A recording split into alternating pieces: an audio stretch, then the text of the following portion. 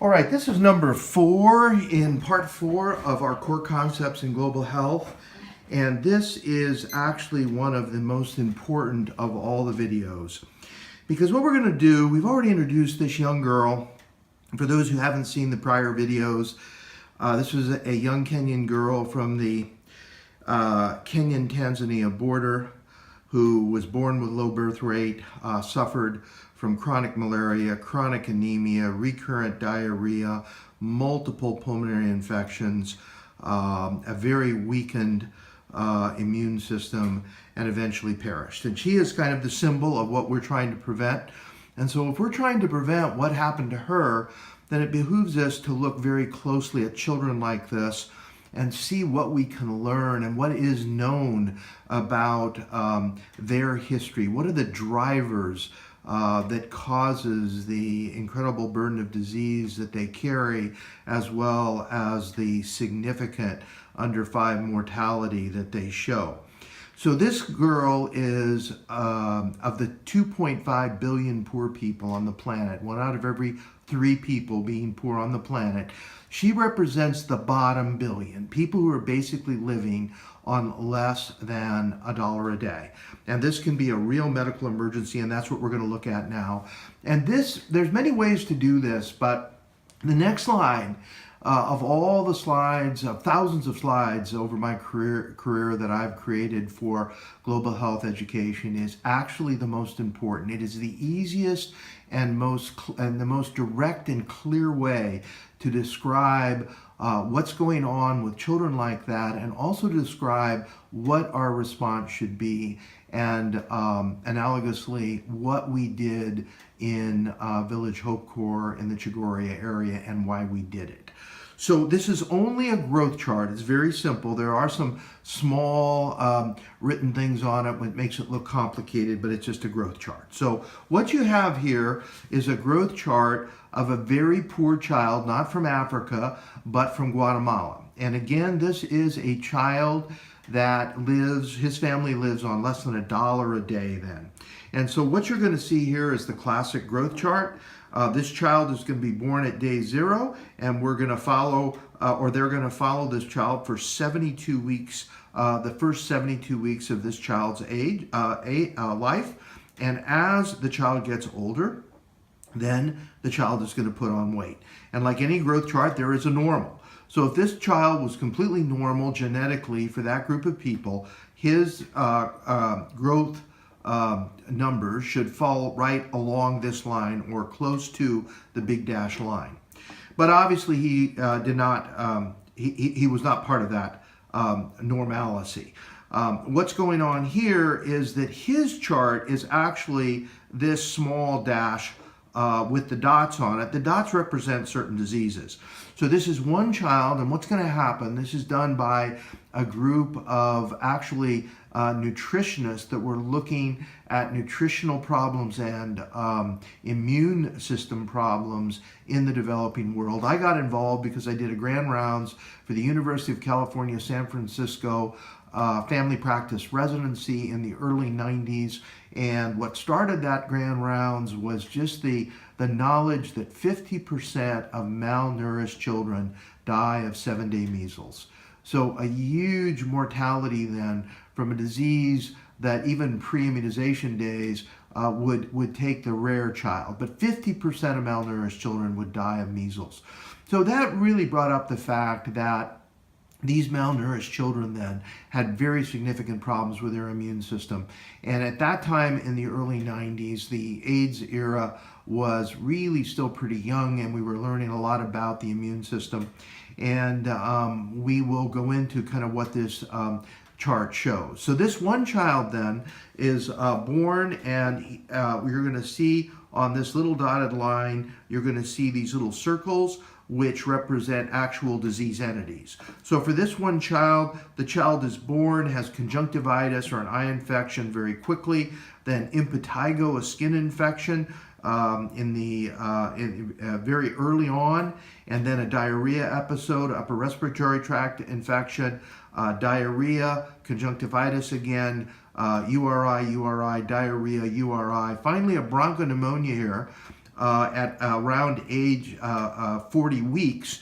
And as you can see by now, the child has significantly fallen off the normal of that growth chart.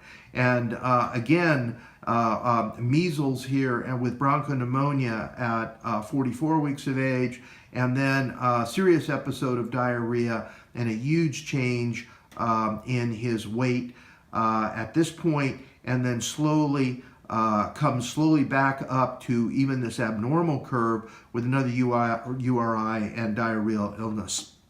So in the first 72 weeks of this child's life, the child has been impacted by a lot of very significant diseases.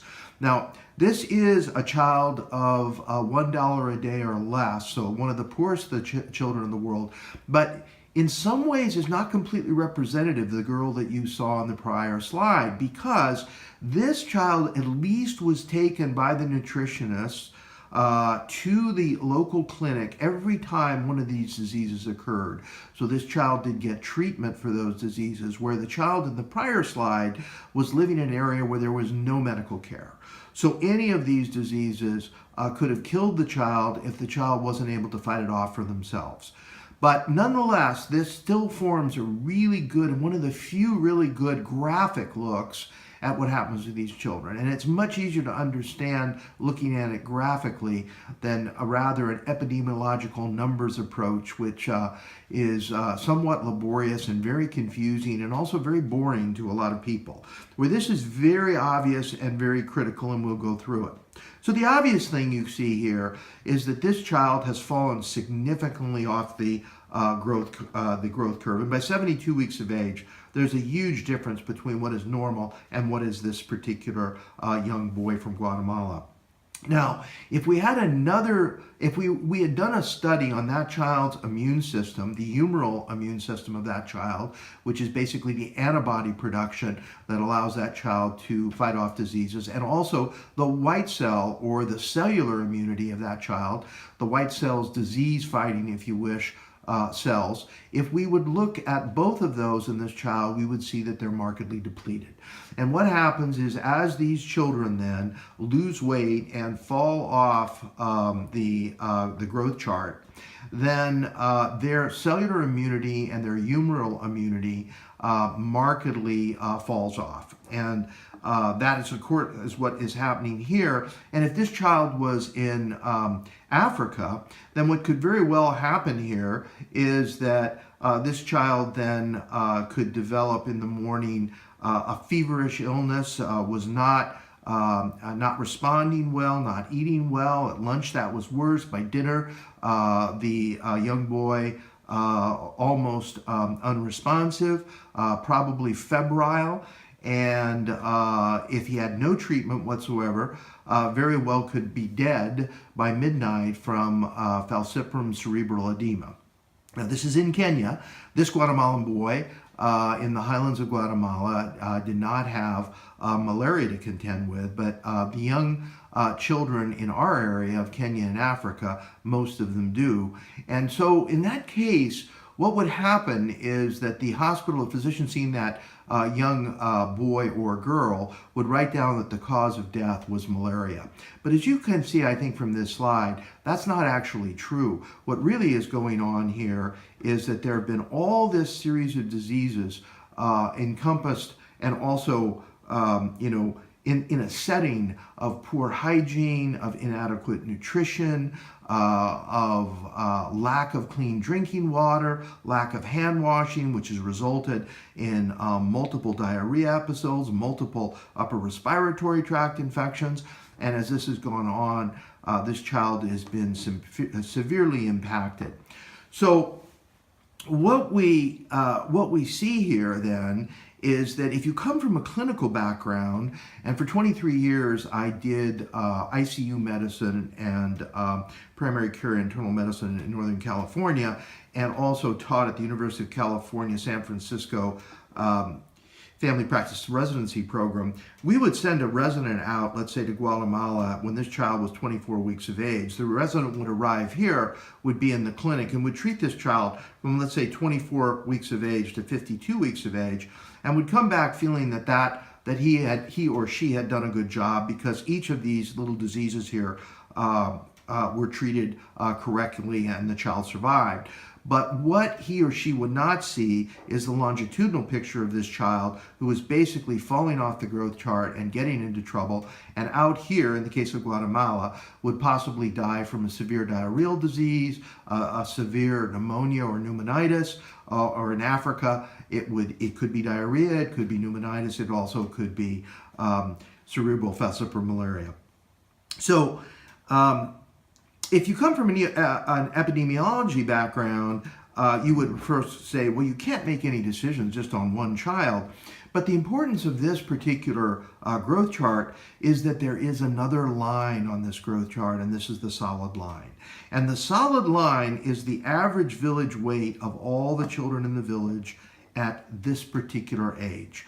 So the children, the other children in the village were not having their conjunctivitis, impetigo, or diarrhea at the same time, but a similar series of diseases was occurring in those children to result in basically the same growth chart. So that as those children got to 68, 72 weeks of age, they were markedly abnormal, which means they for weight, and which means that they were markedly malnourished and that their immune systems were markedly impaired. They might die here of pneumonitis, they might die here of diarrhea, but you see that the prelude leading up to this is what that the major cause of these diseases were. And so what this shows then is the importance of what's under the curve, and that would be the nutrition, the good hygiene, the drinking water quality. Is there soap available? Is there medical care available?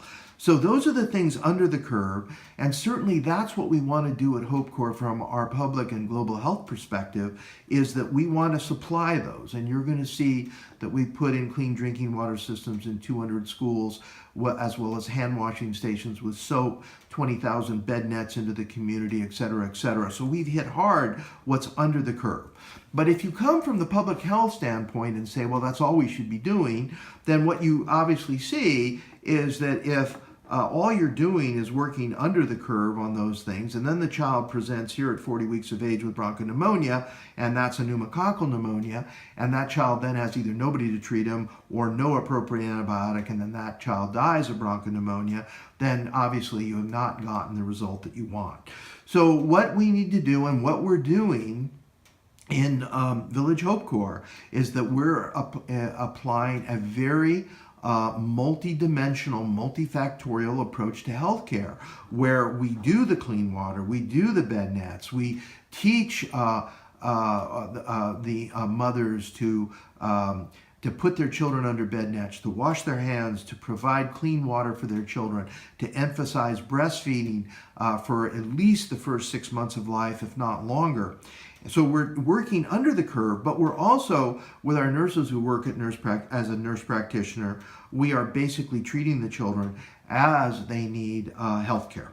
So this is extremely important. And if you come from the clinical world, you can see that if all you do is come here at 24 weeks of age, treat these illnesses, then leave, you're really not getting what you want, which is sustainable health. You're getting health in the sense that you're treating disease here, but in the long term, really this child continues to get into trouble, and there's a good chance that eventually something is going to go seriously wrong, and whether you be in Guatemala or whether you're in Kenya, that child is going to die of those problems. Now, there's one other thing on this curve that's extremely important and makes this plot so important for global health and also for Hope Corps and what we're doing. And it's probably hard for you to see, but it happens at day 0. So what you see here is this child should have been born at this weight, but was actually low birth weight here. And if you look at the unbroken line, which is all the other births in this particular village, in this particular time period, they were all born at low birth weight, which means that the mothers were impacted. So what was going on with the mothers? Were they malnourished? Did they have chronic anemia for iron deficiency or from hookworm? If those mothers were in Kenya, did they have chronic malaria? Did they have HIV? Was there substance abuse? All the things that can create low birth weight or having mothers deliver children with low birth rate, then is very important. So this chart not only talks about one child, it talks about all those poor child in the village, and it talks about all the mothers. This is the basis of child maternal health and why it's important. So if you look at our program and what we're doing and why we've won these awards, this really shows it, because we are going to take care of the mothers as well as these young children. We're going to supply the preventive strategies of clean drinking water and hand washing and bed nets and the education that goes along with it, as well as the curative services for those children and for the mothers, so that they deliver children that are not low birth rate, because healthy mothers usually have healthy children. So that is extremely important. Now, the other thing, if we go back to what we talked about before, when I first came to Kenya, there was 18 million people. When I was there this year, there were around 45 million people, and our horizon is mid-century, 2050, and at 2050 there is going to be 80 to 90 million people in the country of Kenya. So what you're looking at here, and if we only act on the diseases we see right in front of us, is we're looking at pure mortality reduction without fertility reduction. And so really, if all we were to do is what you see here, is that we are actually throwing kerosene onto the fire that's driving this huge population increase, particularly in the developing world. So what we need to do then is we need to address those mothers that this slide implies that are out there that are delivering these children that are low birth rate, and we have to give them the ability to control their own fertility. And at Hope Corps, we do that by focusing a lot of time on education, on family planning needs, making family planning available, and also with our Microenterprise Bank.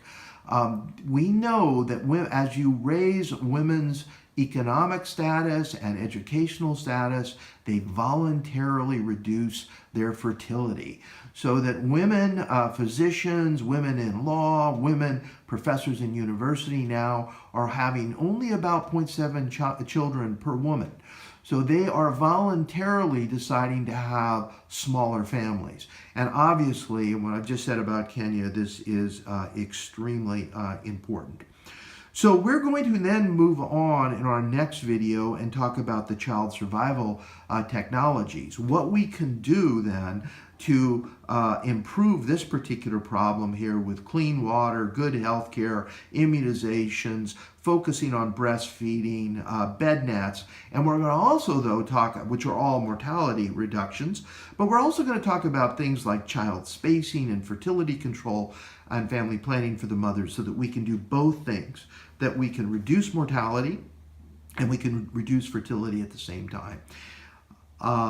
And if you look then back to this child, this is absolutely, what was on that particular growth chart is absolutely essential of us understanding who these children are and how they get into problems and why they get into problems, and therefore what we need to do to be sure that a child like this actually survives, and that their mothers survive, and that both the mother and child are healthy, and that the mother has a chance and the ability and the access to being able to control her own own fertility. And that is the multidimensional, multifactorial approach of Hope Corps. And I argue heavily when I do my lectures in the United States that that is global health in the 21st century. In the 20th century, we would focus on one thing. We would focus on diarrhea. We'd focus on pneumonia. We'd focus on HIV. We'd focus on malaria. But we wouldn't to deliver a complete package. To do correct child and maternal health, you need to have all that was on that slide. You need to have the public health interventions, you need to have the curative services, and you need to have the family planning and the ability for women to control their own fertility. So we will come back and pick this up again and look at child survival technologies, but this then still remains one of the most important videos in this particular series.